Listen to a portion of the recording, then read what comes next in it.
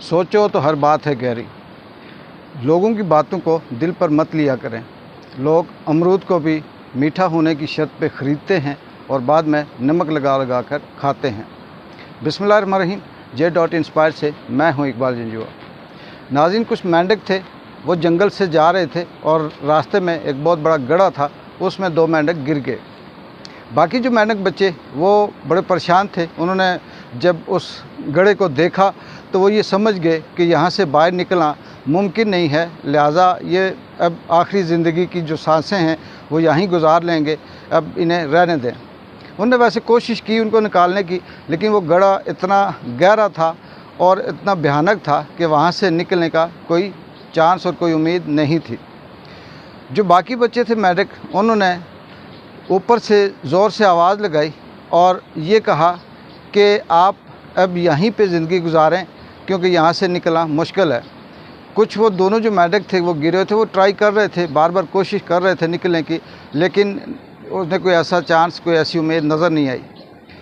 जब ये बात ऊपर जो बाकी बाहर के मेंढकों ने बताई तो उसमें से एक मेंढक ने जब ये सुना कि ये कह रहे हैं कि अब यहाँ से निकलना मुश्किल है, मुमकिन नहीं है, तो वो वहीं पे मर गया। दूसरे जो कुछ मेंढक जो बचे हुए थे वो चल पड़े अपने रास्ते पे। थोड़े ही आगे गए तो पीछे एक जो मेंढक उस कुएं में गिरा हुआ था वो किसी न किसी तरह करके निकल कर बाहर आ गया। जब बाहर आया तो अपने साथियों से मिला। वो हैरान हुए कि ये कैसे, तुम बच कैसे गए और निकले कैसे? हमने तो ये बता दिया था कि आपका निकलना मुश्किल है, आप वहीं रहें। तो उस मेंढक ने कहा कि मैं बहरा था, मुझे आपकी बात सुनाई नहीं दी, मैंने आपको देखा था और मैं ये समझा कि आप ये कह रहे हैं कि कोशिश करो निकल आओगे। और दूसरा जो था जिसने ये बात सुनी, सुनने के बाद उसके दिमाग में, उसकी नफ्सियात में ये बात आ गई, ये खौफ आ गया, उसकी हिम्मत ख़त्म हो गई और वो वहीं पे मर गया।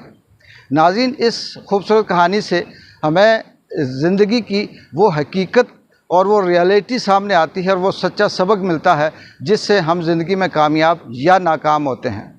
तमाम तर जो रिसर्च हुई है ज़िंदगी में बड़े बड़े कामयाब लोगों की, कामयाब का मतलब ये कि वो लोग जिन्होंने कुछ अचीव किया, जद्दोजहद की और अपनी ज़िंदगी में ना अनहोनी करके दिखाई, जिससे हम आम आदमी ये समझता है कि ये इसके लिए मुमकिन नहीं है। ऐसी बेशुमार कहानी है कि अपाच लोग खड़े होकर चलना शुरू हो गए।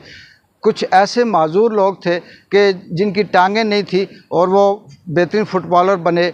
जो एक टांग से माजूर थे उन्होंने दुनिया की चोटियां सर की। और जब हम ये सुनते हैं या पढ़ते हैं तो हम बड़े हैरान होते हैं। हम ये कहते हैं कि अल्लाह का मौजज़ा है और ये इसने अनहोनी करके दिखाई। बात बिल्कुल सही है, लेकिन इसके पीछे जो असल रीज़न होती है, जो ताकत होती है, वो ताकत उनकी नफ्सियात की होती है। इसमें जितनी भी बात की जाए कि इंसान कहाँ पे हारता है, कहाँ पे जीतता है, किस जगह पे उसकी हिम्मत साथ छोड़ देती है, इसके पीछे सिर्फ़ और सिर्फ यही है कि वो अपनी जो उसकी सोच होती है, उसकी जो हिम्मत होती है, वो उसकी नफ्सियात के अंदर होती है। जब इंसान ये सोचे कि ये मुमकिन नहीं, ये अब मैं नहीं कर सकता, तो वो वाकई नहीं कर सकता। हम अपनी ज़ाती ज़िंदगी में भी जब नज़र दौड़ाते हैं तो हम क्योंकि आसाइश पसंद होते हैं, हम उस कंफर्ट ज़ोन के अंदर रहना पसंद करते हैं और हम जिस सोसाइटी में रह रहे होते हैं, हमारे साथ बहुत से ऐसे हमारे रिश्तेदार, हमारे दोस्त, हमारे ताल्लुक़ वाले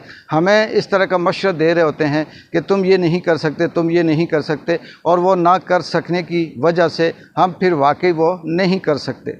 और वो बच्चे, वो लोग जो किसी की नहीं सुनते या फिर जिन्होंने ये सुन रखा होता है कि ये मैं कर सकता हूँ, तो वो कर जाते हैं और वो बहुत कुछ अचीव करते हैं। ज़रूरी नहीं है कि ये चीज़ हम ये कहें कि अगर एक शख्स का वो रास्ता नहीं है, वो फील्ड नहीं है और वो उसमें ये कहे कि मैं कर सकता हूँ। इस कर सकने के पीछे, मैं कर सकता हूँ के पीछे सिर्फ यही नहीं होता कि मैं कर सकता हूँ। इसके लिए वो प्लानिंग भी होती है, वो जद्दोजहद भी होती है, वो जज्बा भी होता है और वो हिम्मत भी होती है। ये सारी चीज़ें मिलकर इंसान को जो नामुमकिन चीज़ें हैं उनको मुमकिन बनाती हैं और इंसान आखिर बहुत कुछ हासिल कर लेता है। बहुत सी ऐसी जंगें हैं, बहुत सी ऐसी जदोजहद है जो इंसान सिर्फ़ इसलिए जीत पाता है कि उसके साथ एक पूरा कारवां चल रहा होता है, पूरा काफ़िला होता है, लेकिन चलते चलते एंड पे, मंजिल पे कोई एक आध ही पहुंचता है। उसकी वजह सिर्फ उसकी हिम्मत होती है, उस शख्स की नफ्सियात होती है, उस शख्स की ताकत होती है। और हमें भी अपनी ज़िंदगी में अपने बच्चों को ख़ास करके, क्योंकि जो लोग अपनी ज़िंदगी गुजार चुके हैं उनके लिए तो अब उस तरह से मुश्किल है कि वो नए सिरे से एक सफ़र शुरू करें। हाँ, जहाँ पे वो हैं वहीं से अगर आगे वो जाते हैं तो फिर तो ठीक है, लेकिन अगर वो अपनी जो महरूमियाँ हैं उनका इजाला करना चाहते हैं तो उन्हें अपने बच्चों को इस तरह से हिम्मत देनी चाहिए कि वो काम जो मुश्किल है, जो उनका शौक़ है, जो उनका जज्बा है, उस पे वो चलते जाएं और वो कुछ कर गुज़रेंगे। यहाँ हमारा एक जो सोसाइटी की नफ्सियात है ये भी है कि ज़ाहिर सी बात है, बच्चे के अंदर जो शौक़ डेवलप नहीं होता, जो उसका जज्बा नहीं होता, किसी आम से बच्चे को, किसी फ़नकार बच्चे को साइंस के मैदान में डाल दें तो ज़ाहिर है वो डिप्रेशन का शिकार होगा, वो कर नहीं पाएगा।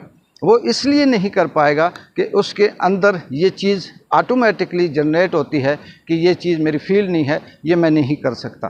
तो इसी तरह से उसको वो वाली फील्ड दें जिसमें वो कुछ करना चाहता है, जिसके अंदर उसे शौक़ है, जज्बा है, तो एक वक्त आएगा कि वो उसमें ज़रूर कामयाब होगा। हमें अपनी ज़िंदगी के अंदर बहुत सी ऐसे अभी भी सफ़र हैं, बहुत से ऐसे रास्ते हैं कि जिन पर हम चलकर कुछ सुकून, कुछ अमन, कुछ बेहतरी हासिल कर सकते हैं। लेकिन बदकिस्मती ये होती है कि उस तरफ हम तवज्जो इसलिए नहीं देते कि हम उस कंफर्ट ज़ोन के अंदर इतने धंस चुके होते हैं, हमारी नफ्सियात ये बन चुकी होती है कि अब मैं क्या करूँगा, बस ठीक है, जो गुज़र गई वो गुज़र गई, और हम इसी पे अपनी सारी ज़िंदगी गुजार देते हैं। लेकिन ज़िंदगी का जो असल मकसद है वो ये है कि इंसान फ़ाइट करता है टिल डेथ, जब तक वो ज़िंदा है उसका काम है जद्दोजहद करना। आगे कामयाबी नाकामी ये अल्लाह पे छोड़ दे और अल्लाह ताला उसे कभी मायूस नहीं करेंगे। इकबाल जजुआ को J.Inspire से इजाज़त दें। अल्लाह हाफ़िज़।